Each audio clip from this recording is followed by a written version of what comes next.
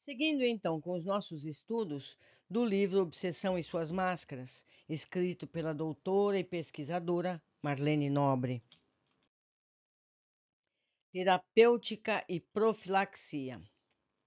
Em geral, 90% dos casos de obsessão são problemas dolorosos e intricados. E isso porque a grande maioria dos seres humanos tem o cérebro hipertrofiado e o coração reduzido.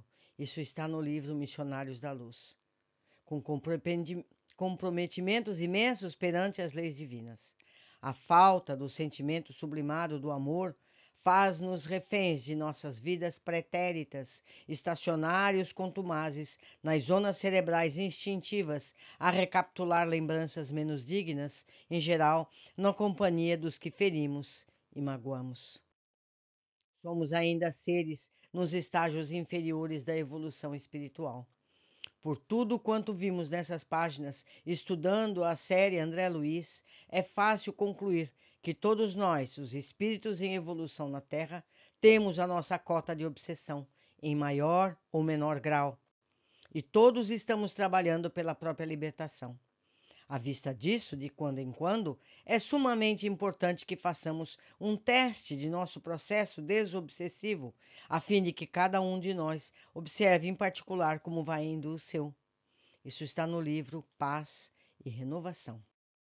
Eu lembro a todos que toda a série André Luiz está lida e comentada aqui no canal e pode ser encontrada com facilidade através da playlist. São os primeiros arquivos. Continuando.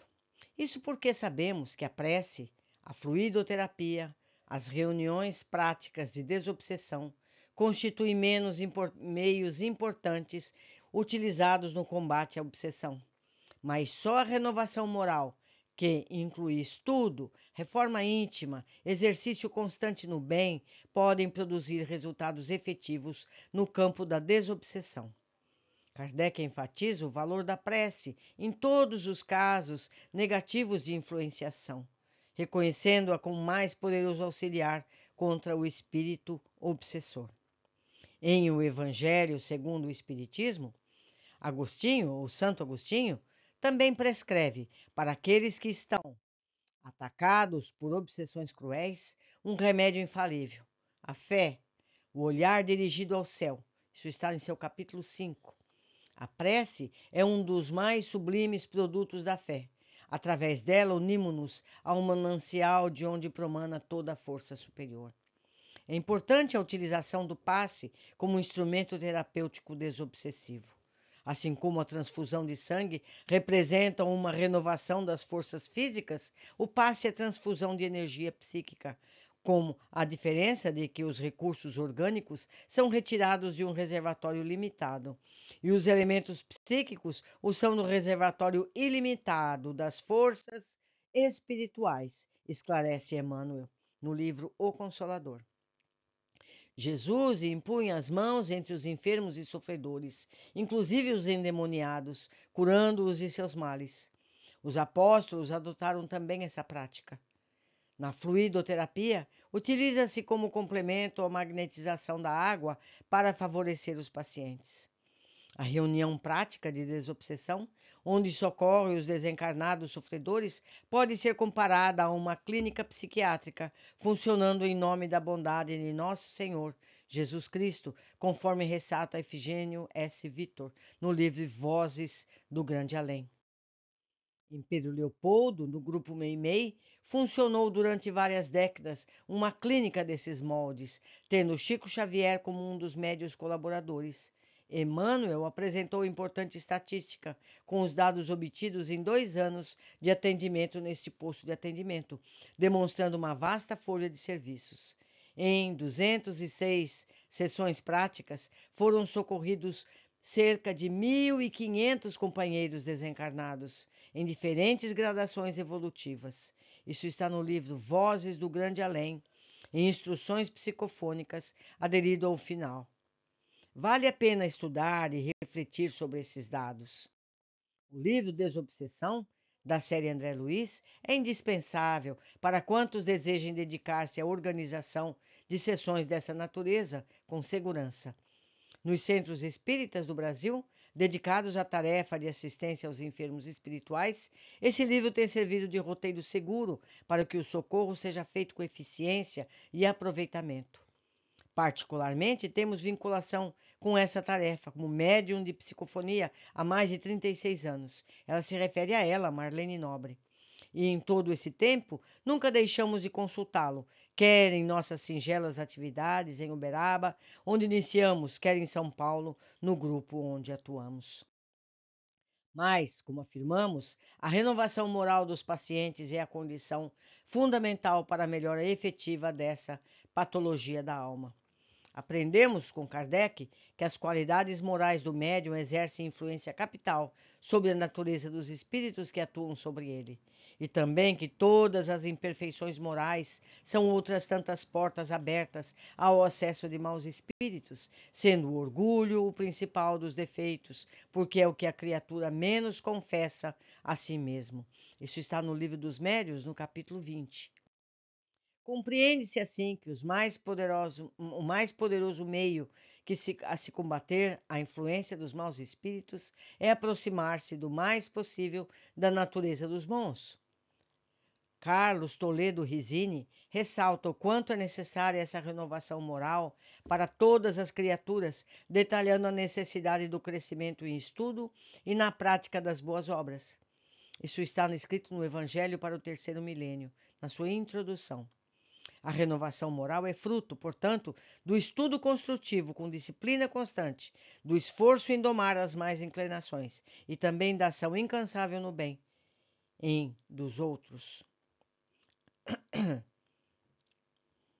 Através da leitura e do estudo, a criatura humana amplia a sua capacidade de discernir por suas ações no campo da reforma interior, tendo como apoio fundamental a prática da caridade e do amor. Aproxima-se o mais possível da natureza dos bons. Isso está no Livro dos Médiuns. Em o livro Ação e Reação, a ênfase é a mesma, pois reúne na renovação mental a necessidade do estudo para a assimilação do conhecimento superior e do serviço ao próximo, para a colheita de simpatia, sem os quais todos os caminhos da evolução surgem complicados e difíceis de serem transitados.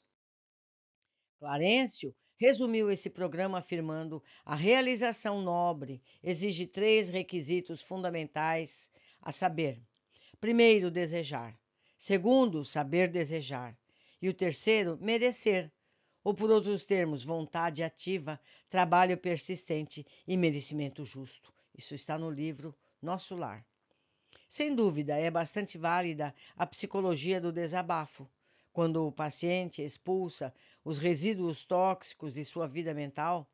Nesse sentido, é importante o apoio de criaturas dispostas a ouvi-lo, tanto os que fazem no atendimento fraterno dos centros espíritas, quanto os especialistas idôneos que se possibilitam a aquisição de novas formas de pensamentos, amparando o seu cérebro doente. Mas, infelizmente, são bem poucos ainda os profissionais que têm coragem de sair do campo em busca de trabalhos conjuntos com os centros espíritas para a resolução dos problemas obsessivos. Por isso, nossa afirmação pelo trabalho da psicóloga doutora Edith Fiore, que não apenas estuda o assunto, como procura divulgá-lo através de livros, expondo os efeitos nefastos da obsessão. Embora suas colocações não sejam as mesmas da doutrina que abraçamos, e nem poderia ser, porque não a conhece, reconhecemos a importância do seu testemunho em favor da inclusão de tão grave problema na pauta dos estudos nas universidades. André Luiz, no livro Paz e Renovação, lembra que não existe trabalho desobsessivo sem reajuste da emoção e da ideia, porquanto todos os processos educativos e reeducativos da alma se articulam de início no pensamento. Na verdade, o pensamento é tão significativo na mediunidade quanto o leito é importante para o rio. Isso está no livro Nos Domínios da Mediunidade. Clara, no livro Entre o Céu e a Terra, recomendou muita cautela com a palavra nos momentos de tensão alta de nosso mundo emotivo, a fim de que a nossa voz não se desande em gritos selvagens ou em considerações cruéis, porque podemos estar semeando antipatia e revolta em nosso próprio prejuízo. E Clarencio enfatizou que toda antipatia conservada é perda de tempo, em muitas ocasiões acrescidas de lastimáveis compromissos. Está no livro Entre a Terra e o Céu. No livro A Loucura sob o Novo Prisma, Bezerra de Menezes ainda ressalta que se deve procurar elevar os sentimentos do obsidiado, incutindo-lhe na alma a paciência, a resignação e o perdão para o seu perseguidor, e o desejo humilde de obtê-los em outra existência, foi ele o ofensor. Vemos assim que a caridade deve ser exercida como norma básica da saúde mental. Servindo a coletividade com abnegação, o obsediado cresce moralmente e torna-se mais forte, e o obsessor ensinando-lhe o caminho do perdão. Certa vez, uma senhora disse a Chico Xavier: Chico, estou com um espírito ruim encostado em mim. Tire ele de mim. A resposta veio rápido: Uai, gente, para que tirar o espírito? Vamos evangelizar-nos todos juntos, encarnados e desencarnados. Isso está no livro Lições de Sabedoria. Essa é a proposta a que todos nós devemos estar atentos. Na terapêutica, não podem ser esquecidas as medidas profiláticas para se evitar o surgimento do processo obsessivo, e entre elas a primordial é a sintonia da onda do Cristo no coração. No livro Paz e Renovação, bem como no Evangelho segundo o Espiritismo e muitas outras obras espíritas de valor, encontramos excelentes indicações dessas atitudes profiláticas. Tempo virá em que a mediunidade será, para o ser humano, imenso campo de trabalho construtivo e realização superior. Compreendendo que o pensamento é tão significativo na mediunidade quanto o leito é importante para o rio, o ser humano procurará então disciplinar cada ideia, cada idioplastia a serviço do bem, sem perda de tempo em coaguladas em prisões mentais, conhecidas como antipatias, mágoas, cólera, vingança e outros quistos enfermiços. Como bem lembra Elzio Ferreira de Souza. À medida que o médium depura sua mente e emprega suas faculdades no serviço ao semelhante, sem exigência de qualquer retribuição, seja qual seja a sua espécie, ele vai centrando-se e paradoxalmente abrindo-se cada vez mais para a descida de forças superiores sobre si mesmo e sobre a humanidade. E ainda ressalta a essência da mediunidade, tomando o termo no sentido amplo, é que ela se constitui em um sentido novo de percepção do divino na natureza e no homem, pelo qual não só se permite o indivíduo antever realidades de um mundo diverso, suas conexões com este, mas levá-lo a ultrapassar a relatividade de corpo e mente, razão, para alcançar integrações cada vez mais amplas e unitivas, com um poder maior que a força de luz, amor e vida que anseia, por assim dizer, em dar-se ao homem para que possa ele conhecer-se na unidade que tudo une. Isso está em Mediunidade e Autoconhecimento, no Boletim Médico Espírita número 10. Concluímos mais um importante capítulo. Deixo aqui meu e-mail para o caso de alguém querer fazer algum comentário sobre o assunto, assim como vocês podem deixar comentários aqui na área de comentários do YouTube. Eu leio e respondo a todos. Um grande abraço. Espero a todos no próximo capítulo.